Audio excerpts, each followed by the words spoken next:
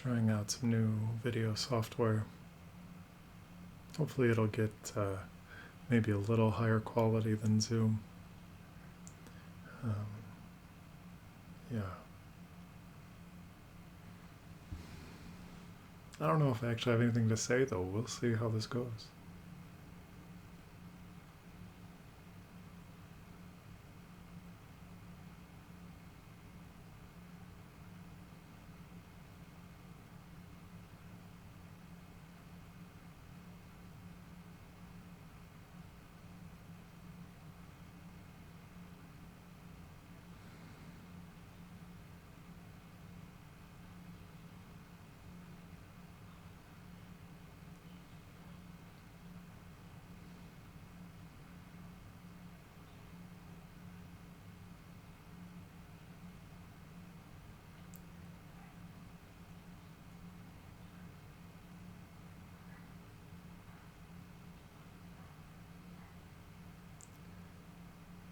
There's a lot of joy in spontaneity.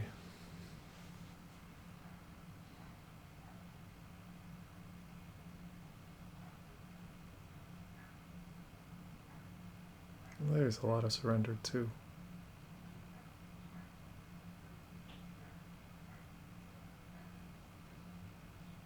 Spontaneity isn't something you can try to do, it has to reveal itself.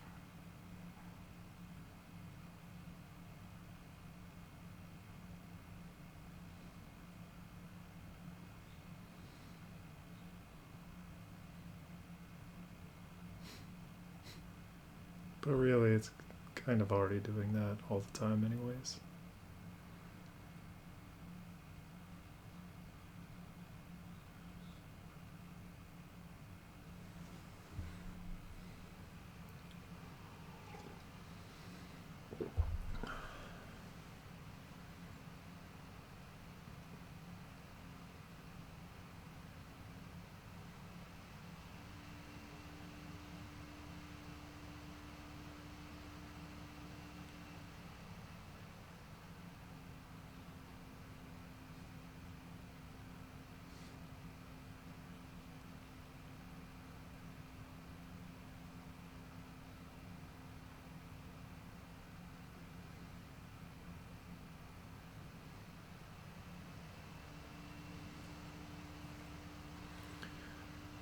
There's a big difference between seeing people and seeing your thoughts and judgments about them.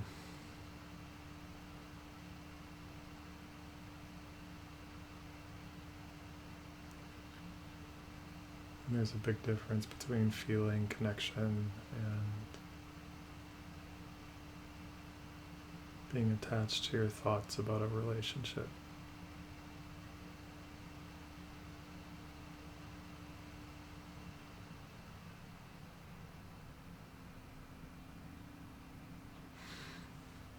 And I could talk about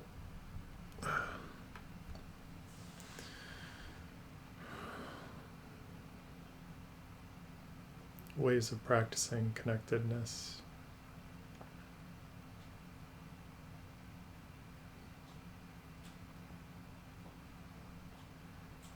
And there's use for that when the time is right, when the setting is right, when the people are right.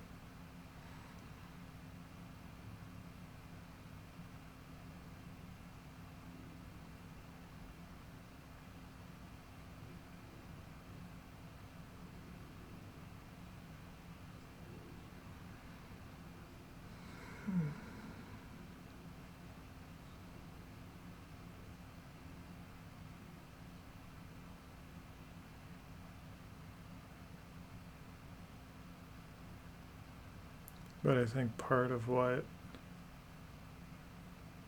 allows us to feel free, allows us to feel spontaneous is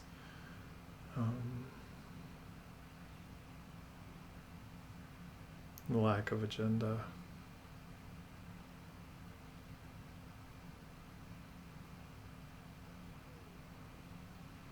Which includes a lack of trying to be agendaless.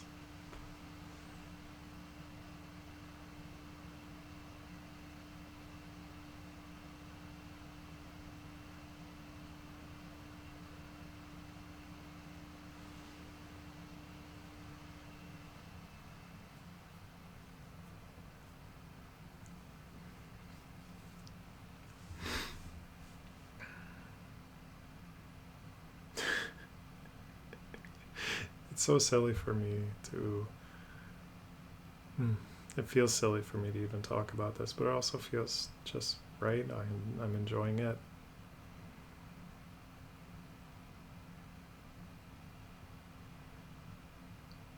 Part of me was reflecting earlier and wanted to say that it feels like practice, but I don't think that's right. Like, it doesn't feel like meditation practice. I don't really practice all that much anymore, not formally. I enjoy it when it happens.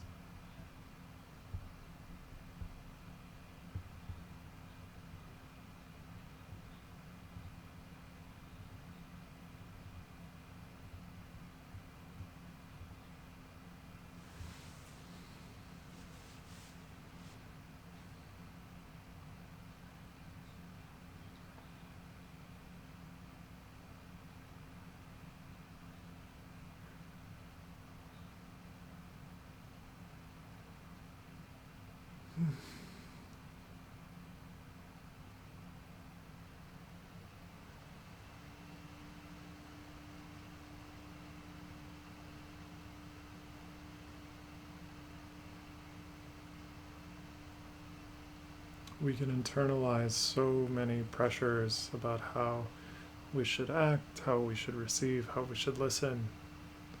We internalize needing to be the good student that remembers everything, or internalize being the good child to our parents or relationship partner that needs to play a particular role, make people feel better, maintain the peace, make shit happen.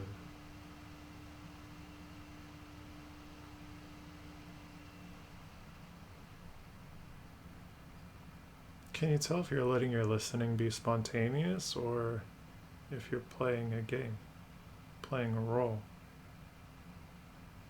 And it's fine if you are, but what's curiosity and spontaneity inviting you into?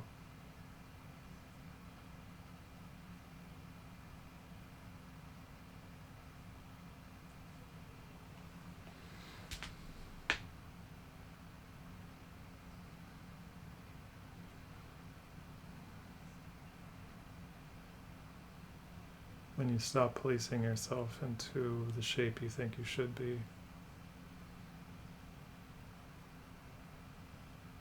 what gets revealed? That could be a scary proposition, don't get me wrong. And so you shouldn't, forcibly override your fears. But generally, how do you start surrounding yourself with people and places and settings where you feel your natural self come through?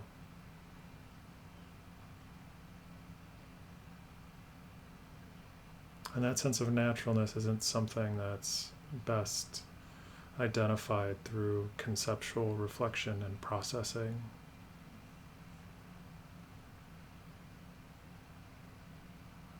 Like, oh, when I feel most natural is when I do this. That can be kind of helpful. But it takes a really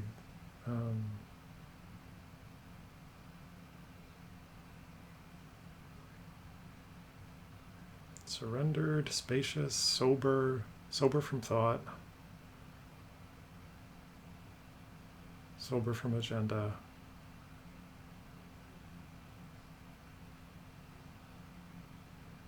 Recognizing the signatures, like the sort of embodied signatures of when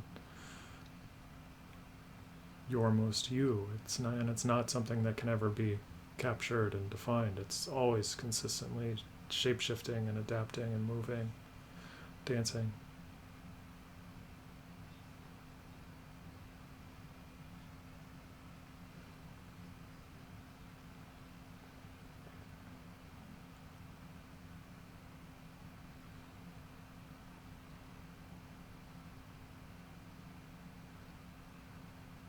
Can you tell what your dancing is oriented to? What dance you're doing? Because we're always playing out these scripts most of the time. And that's what people are pointing to with attachment theory. All these patterns we internalize. Pressures from family, from socio-political world, from institutions.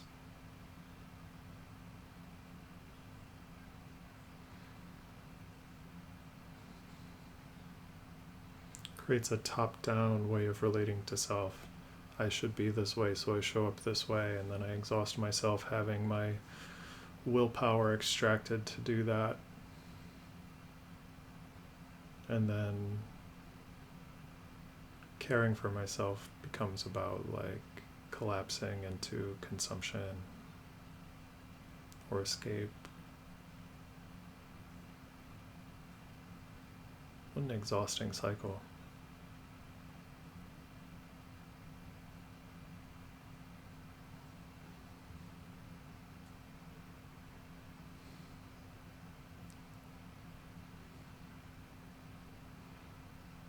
I feel like I got kind of serious there.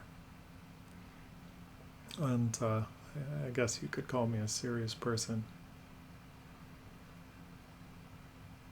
I feel pretty playful these days.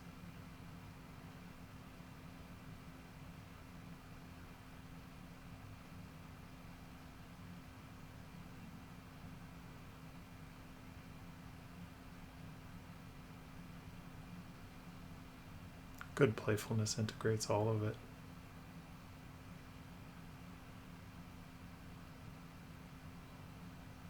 That's what I want to say about it, anyways, whatever it is.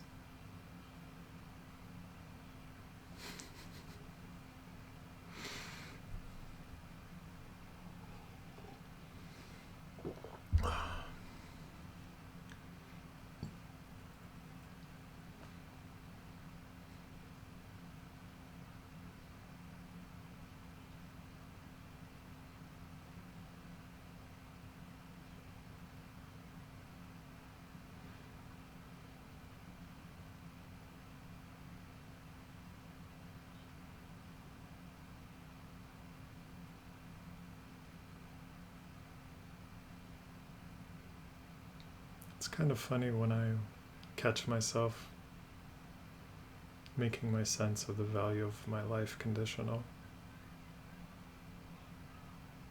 Conditional on feeling a particular way, conditional on acting a certain way. That doesn't mean that I police out the inclinations towards nourishing ways of being, towards kind and pro-social and graceful ways of being.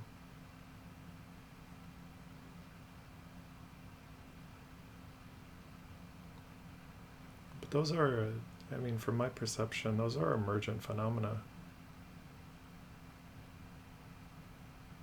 It is hard work, but it's also a gift to be somebody who has capacity to be a good person.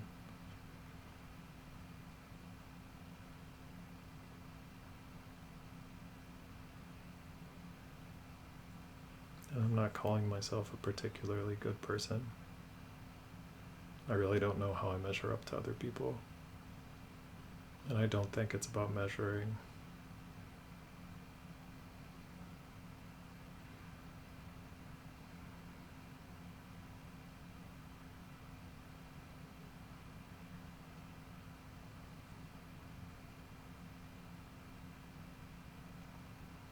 What reveals pathways to goodness, towards fertile social grounds?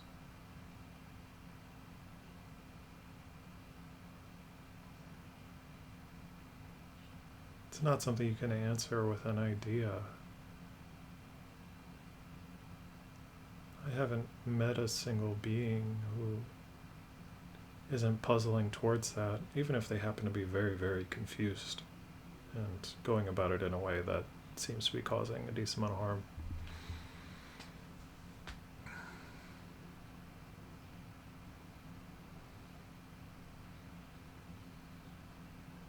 None of this is to say that we don't engage with healthy accountability practices, but we have a lot of evolving to do in discovering what healthy accountability looks like. I really admire a lot of people who specialize in that work.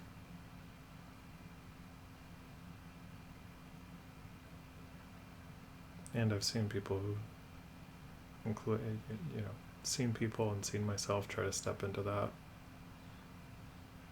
and be just as messy as everybody else.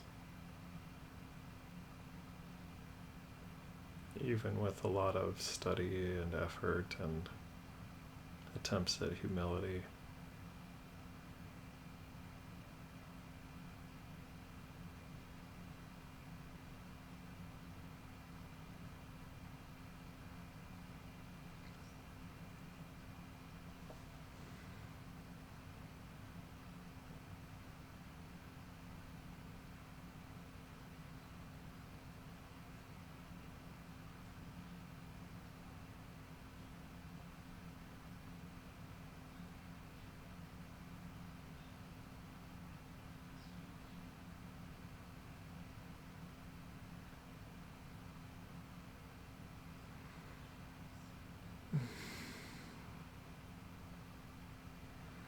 Often with wisdom, with healing, with knowledge, with social change, with trying to live our values.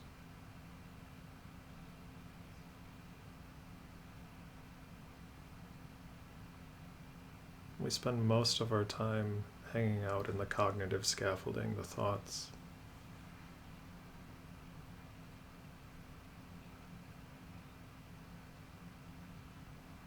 But really, to be stewards of the next iteration of the world, and the world is always coming into new iterations. Every moment is a new iteration.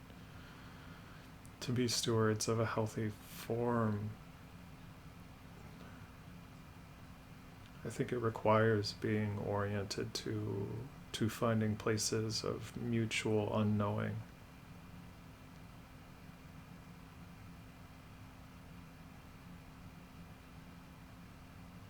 Can you find the people that you can step into the unknown together with, little bits at a time?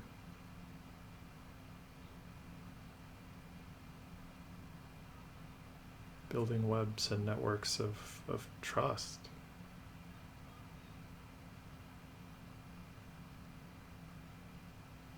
You can't capture trust with a contract or an agreement, including the ones we internalize and the terms and conditions we have for how people should be.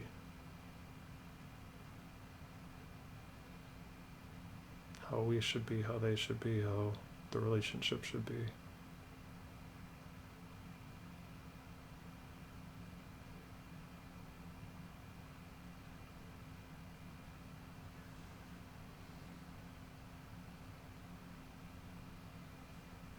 Where does mutual invitation live?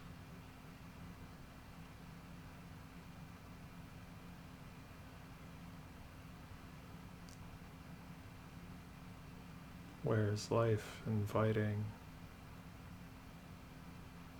mutual discovery? And that's a much quieter process than we think.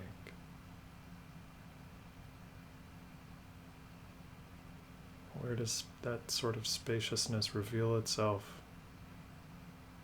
Where the unknown can make itself known. Because making the next iteration of the world is stepping into the unknown over and over and over and over and over.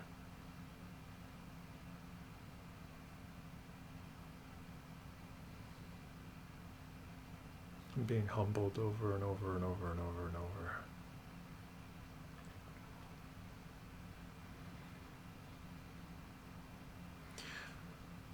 Which, if you're relating to yourself as grading a performance, feels really painful. I mean, there's going to be relative pains involved no matter what. That's life. There's pains. There's pleasures and everything in between.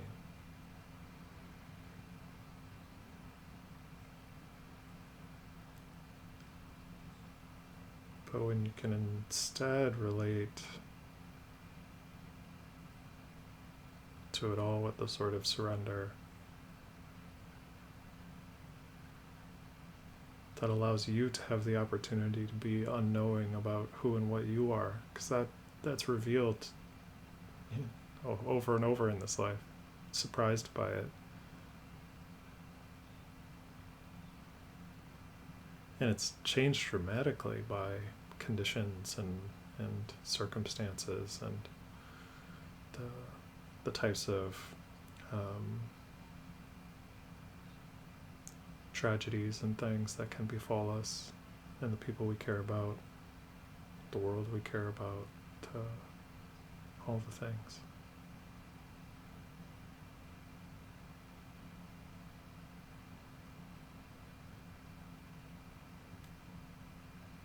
When you can welcome that, it becomes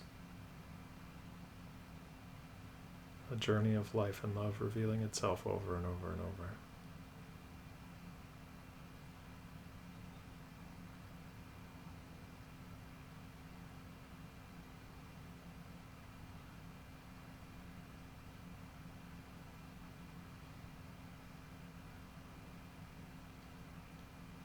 I've spent much of the last 5 years in a very tedious place where my body became ill and my brain couldn't function the way it could before. I couldn't engage, I still can't engage with a lot of, I can't read the way I used to. I can't watch television or movies the way I used to. I still do, but it's different because cognitive capacity got taken out by long COVID. And while I've gotten a lot better over the last year, I'm still pretty fairly disabled.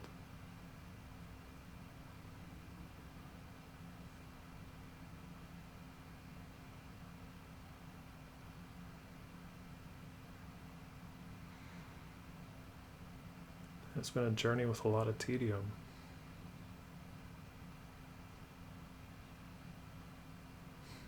Spent more hours in bed than I can count.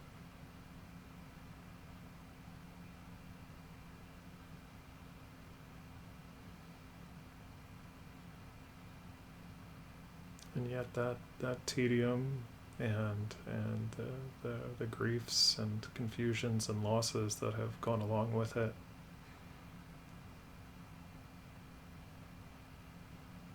I got sick going into the last year of PhD. Wasn't able to complete it. Something I put a lot of work into. And in the couple years that followed, both my parents died.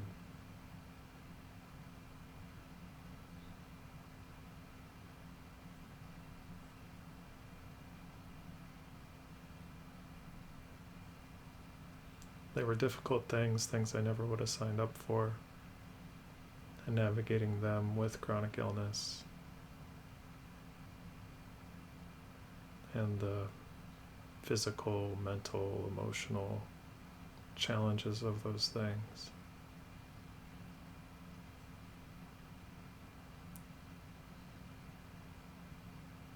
Might seem strange to say now. Actually, I don't think it does, but it's revealed life to be unconditionally a grand adventure.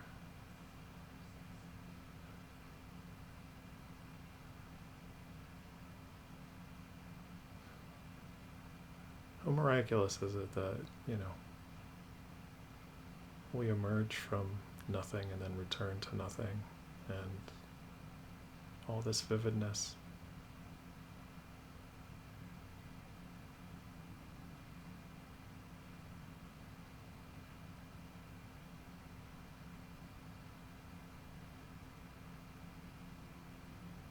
I wasn't here, and then the vast momentum of the universe led to me existing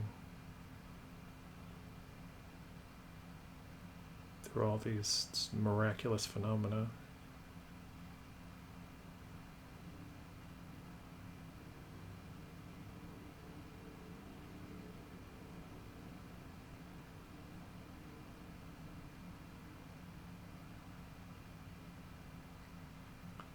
and spending a few years mostly in bed, with many days where even sound hurt. And I'm on the mild end compared to people who have it worse. There are people that end up bedbound with the type of illness that I have. They're really crippling their systems in various ways. And so I'm not ignorant of the relative gift I have of being a relatively functional level of disabled.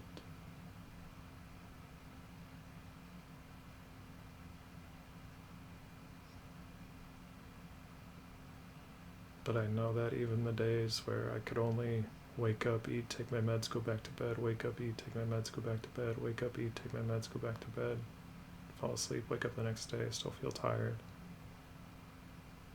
Or dreaming exhausts my body. Just normal dreams, like, exhaust my brain. I wake up with that every day.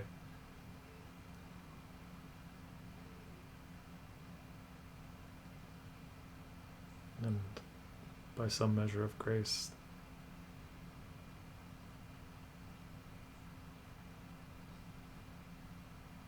that feels like a grand adventure.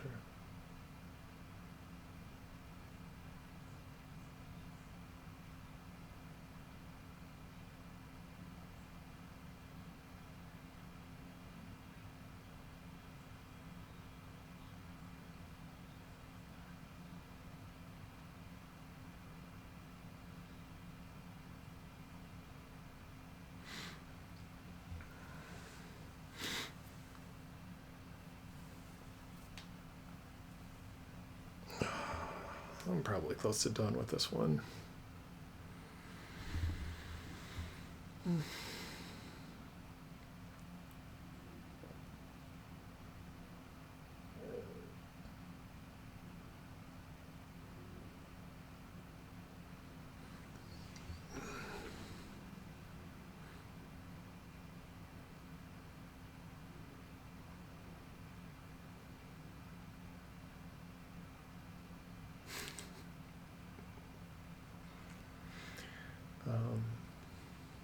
Yeah.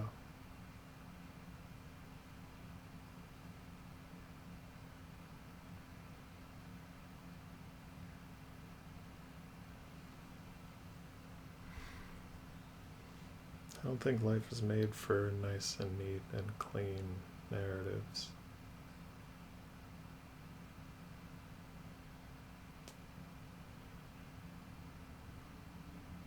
It can be useful, but what is this but a grand, sparkly mess?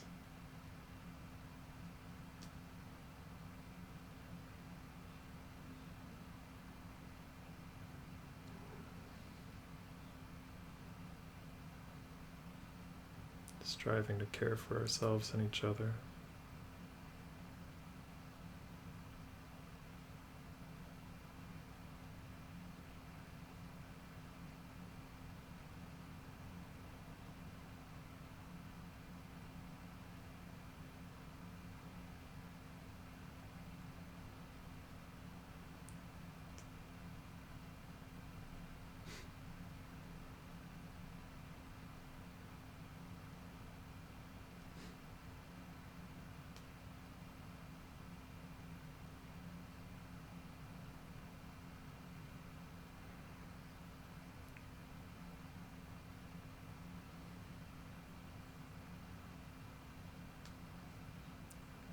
I feel like I learn more and more what happiness is. And the funny thing is, I don't think that actually means I have any more or less happiness than anybody else does.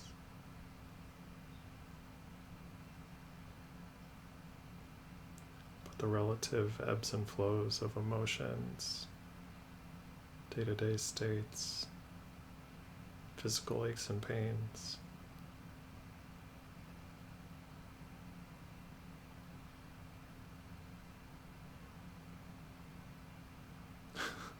They can't touch. They can't touch this.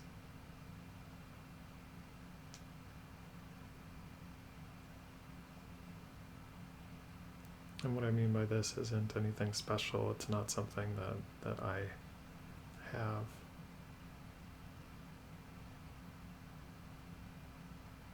It's that which is unconditional.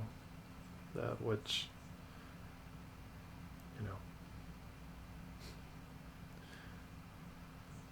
doesn't, there aren't people that have or don't have it. That doesn't make sense. At least from at least from over here, from how I can perceive things. I could be completely wrong.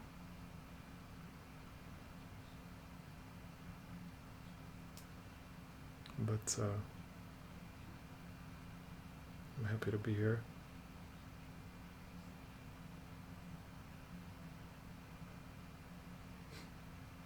This might continue to be a habit, sharing these videos. It might not.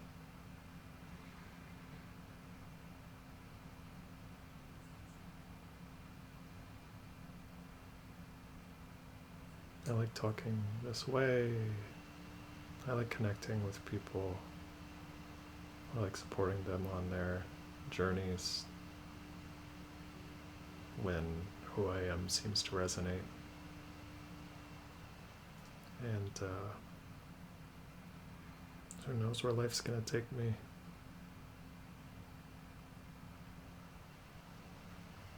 I might be drawn to give this up tomorrow and just get a normal job, although my body can't tolerate that at the moment, so I highly doubt it. Yeah. Having had to,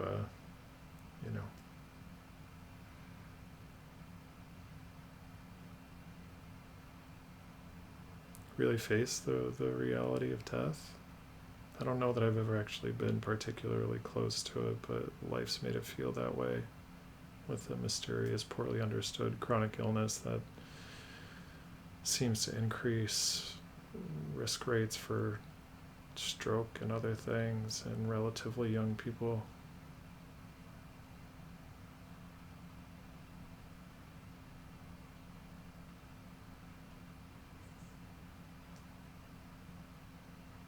Yeah, I mean, it just makes the both the fragility and the robust nature of this life so clear.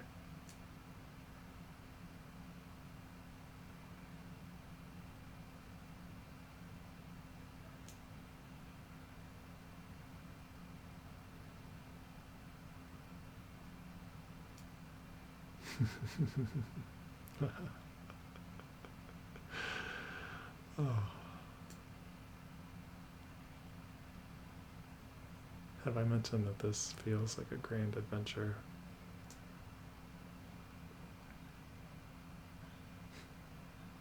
I like astrology. I'm a Sagittarius. And it's often associated with adventuring, and I've definitely signed up for some internal adventuring, spiritual adventuring. And it's just been revealed over time that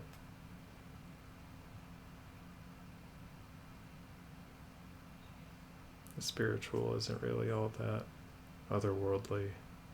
It's not that grandiose. If you're doing it right, it brings you into just humble right-sizedness. At least that's a concept that makes sense to me at the moment. There's something to how this world can really pressure you to shape yourself in particular ways, to contort yourself to fit what others expect of you, what the world expects of you. Make parts of yourself bigger, parts of yourself smaller, causing you to hurt yourself, hurt others, or create the conditions where we're all strained and faking things, and maybe you don't, maybe I'm wrong.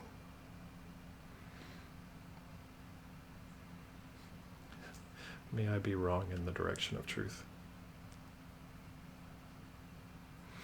May I be wrong in the direction of truth.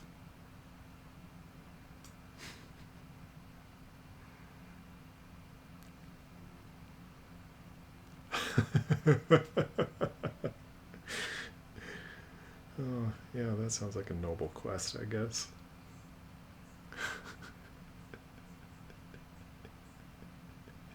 I do have to confess, I like attention.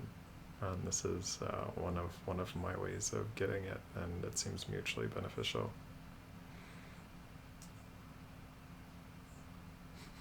It seems vulnerable to say that, maybe almost profane.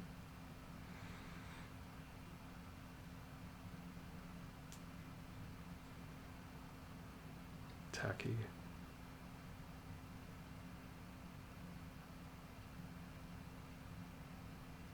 But yeah, there's certainly a performer here.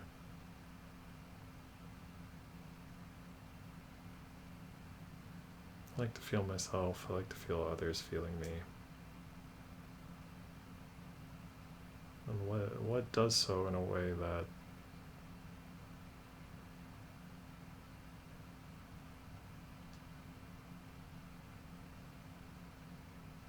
is wholesome.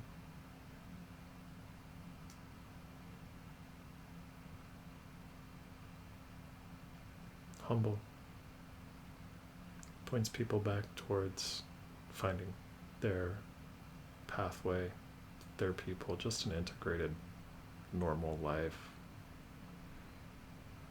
And not normal in the sense that it has to fit particular boxes, but what allows them to feel normal in their context, in their world, to harness both their gifts and their limitations, and the gifts and limitations that the world offers them.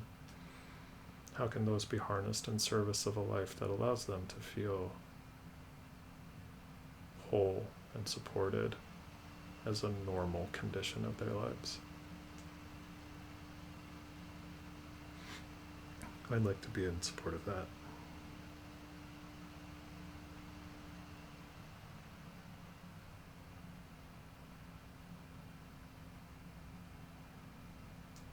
I'd like a world that was oriented that way.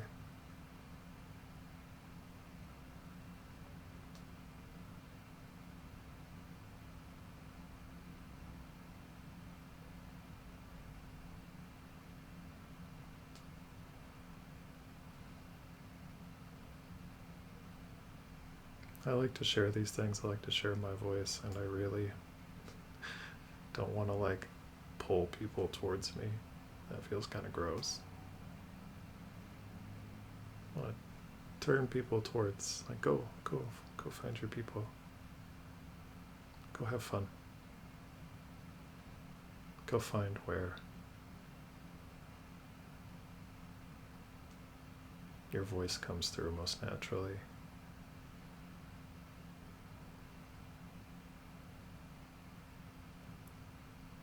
Where care and mutuality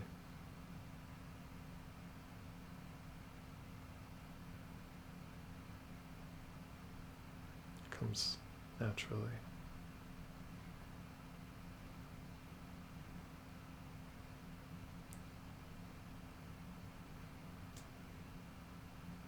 Don't want to sell anybody the notion that I have something special.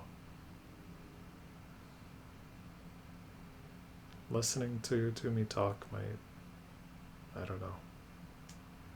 might feel beneficial in some way, might resonate in some way, but if there's anything I can say clearly, or that I hope to say clearly, or I hope to find ways to say clearly, I don't know if this is going to come out clearly, but what I want to say, what I want to do,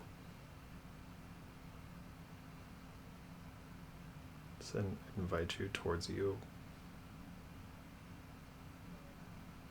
In fact, you're already there.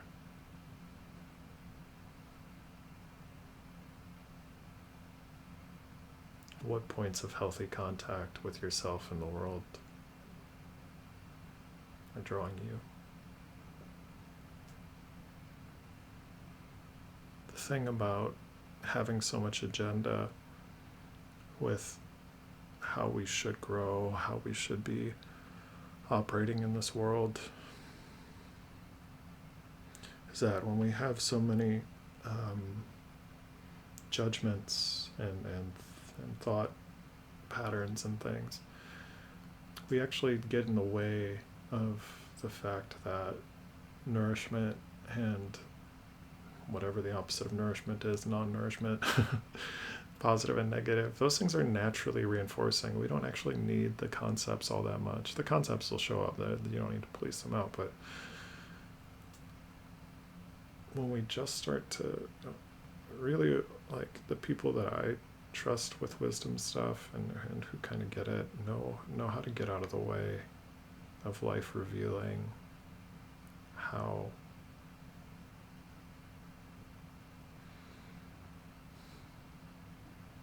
where healthy forms of mutual empowerment want to arise.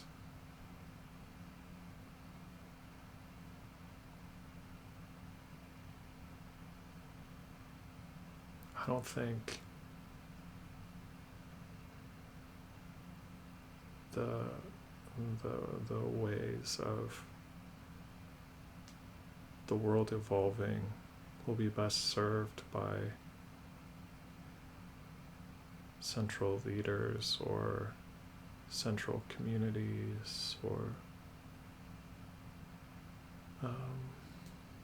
singular ideas, sets of ideas. Not that those things are bad. We need great leaders, we need great communities, we need great ideas, but it's just the way I've been relating to it and the way I think of it these days is what enlivens the space between people, or what reveals its already existing aliveness and the pathways and invitations that are available for you to take care of this world, take care of yourself, take care of each other.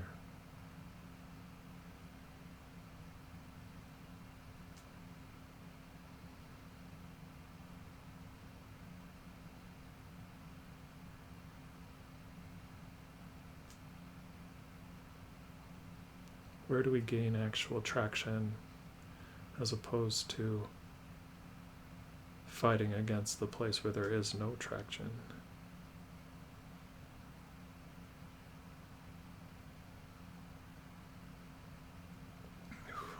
Damn, I did get serious tonight.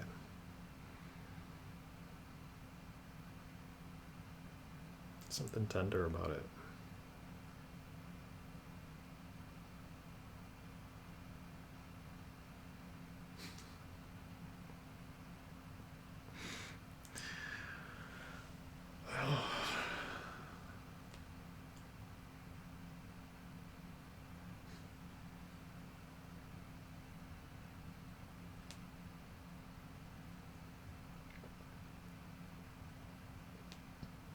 Happy to share, look forward to sharing more.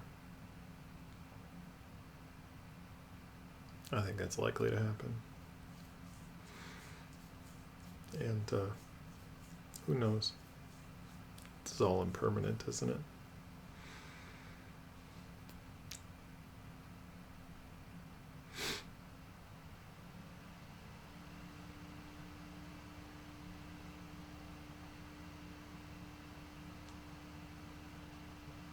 All right.